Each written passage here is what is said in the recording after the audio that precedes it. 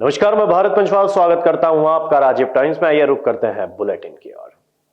अहमदाबाद में अवैध बस्ती हटाने पर रोक लगाने की याचिका गुजरात हाईकोर्ट ने खारिज कर दी है। चांदोल झील क्षेत्र में चल रहे बुलडोजर एक्शन को अदालत ने वैध बताया है। कोर्ट के फैसले के बाद नगर निगम ने पुलिस बल के साथ व्यापक कार्रवाई शुरू कर दी है। अहमदाबाद के चांदोल झील क्षेत्र में अवैध बस्तियों पर चल रही कार्रवाई पर रोक लगाने की मांग को गुजरात हाईकोर्ट ने खारिज कर दिया है। कोर्ट ने माना कि कार्रवाई गुजरात स्लम एरिया अधिनियम 1973 के तहत वैध है। पहले से सार्वजनिक नोटिस जारी होने और पुनर्वास प्रक्रिया शुरू होने को अदालत ने पर्याप्त बताया। निगम के अनुसार 500 से अधिक परिवारों को वैकल्पिक आवास मिल चुका है। कोर्ट के फैसले के बाद नगर निगम ने 50 जेसीबी और करीब 2000 पुलिस बल की मदद से अवैध निर्माण हटाने की कार्रवाई तेज कर दी है। कई लोगों ने इसका विरोध भी किया।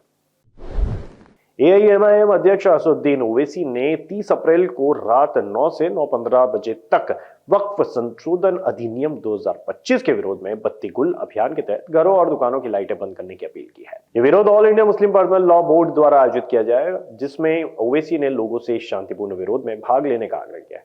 ओवैसी ने कहा कि यह कानून मुस्लिम समुदाय के मौलिक अधिकारों का उल्लंघन करता है और इसे काला कानून करार दिया है। उन्होंने प्रधानमंत्री नरेंद्र मोदी को संदेश देने के लिए इस प्रतीकात्मक विरोध में भाग लेने की अपील की है। एआईएमपीएलबी ने इस विरोध को बत्ती गुल नाम दिया है और देश भर में लोगों ने इसमें भाग लेने का अनुरोध किया है। इस अभियान का उद्देश्य वक्फ अधिनियम में किए गए संशोधनों के खिलाफ जागरूकता फैलाना और सरकार पर दबाव बनाना है। अयोध्या में श्री राम मंदिर के निर्माण को लेकर बड़ी जानकारी सामने आई है। श्री राम जन्मभूमि तीर्थ क्षेत्र निर्माण समिति के अध्यक्ष नृपेंद्र मिश्र ने कहा है कि मंदिर का निर्माण कार्य इस साल 5 जून तक पूरा कर लिया जाएगा। फिलहाल गर्भगृह और शेष परिसर में काम अंतिम चरण में है। अयोध्या में बन रहा भव्य श्री राम मंदिर अब अपने अंतिम चरण में है। श्री राम जन्मभूमि तीर्थ क्षेत्र ट्रस्ट के अध्यक्ष नृपेंद्र मिश्र ने बताया कि मंदिर का निर्माण कार्य 5 जून 2025 तक पूरा कर लिया जाएगा।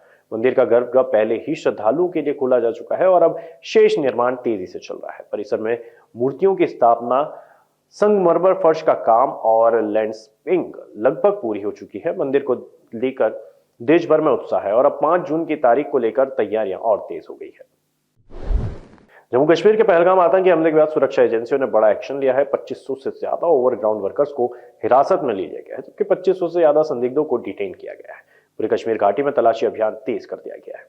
पहलगाम में हुआ आतंकी हमले के बाद जम्मू कश्मीर में सुरक्षा बलों ने बड़ी कार्रवाई की है। खुफिया इनपुट के आधार पर अब तक 2500 से अधिक ओवरग्राउंड वर्कर्स को हिरासत में लिया गया है। इन सभी से पूछताछ जारी है, जबकि 250 से ज्यादा संदिग्धों को अलग से डिटेन कर सुरक्षा एजेंसियों ने कड़ी निगरानी शुरू कर दी है। घाटी के संवेदनशील इलाकों में सर्च ऑपरेशन लगातार चल रहे हैं और आतंकियों के नेटवर्क को ध्वस्त करने की दिशा में सघन प्रयास जारी है।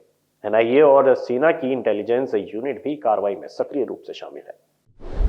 ग्वालियर में कांग्रेस पार्टी के वरिष्ठ नेता, पूर्व मुख्यमंत्री और राज्यसभा सांसद दिग्विजय सिंह ने एक ऐसी अपील की है जिसे पार्टी के भीतर मंचों की राजनीति से उपजे अंतर विरोधों पर आत्मचिंतन के रूप में देखा जा रहा है।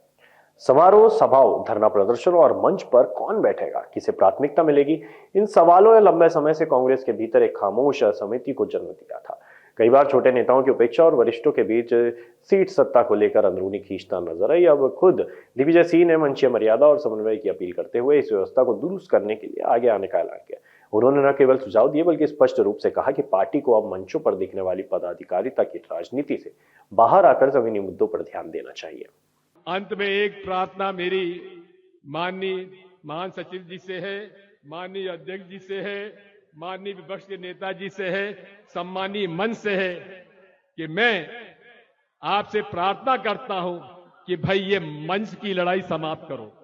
मैं आपको अनुरोध करता हूं और प्रार्थना करता हूं कि मैं आपके कांग्रेस के और किसी मंच पर भी मैं नहीं बैठूंगा, नीचे बैठूंगा और वहां से अनुरोध करूंगा, जब बोलने का मौका आए तो मुझे बुला लीजिए। ये मंच की लड़ाई खत्म करो। जो लाते हैं बेचारे वो रह जाते हैं और कई मंच पे हमारे लोग आ जाते हैं जो को अनुमति। इन सब बातों पर ध्यान दीजिए। और फिलहाल के लिए बुलेटिन में इतना ही। ताजा तरीन खबरों के लिए देखते रहिए राजीव टाइम्स।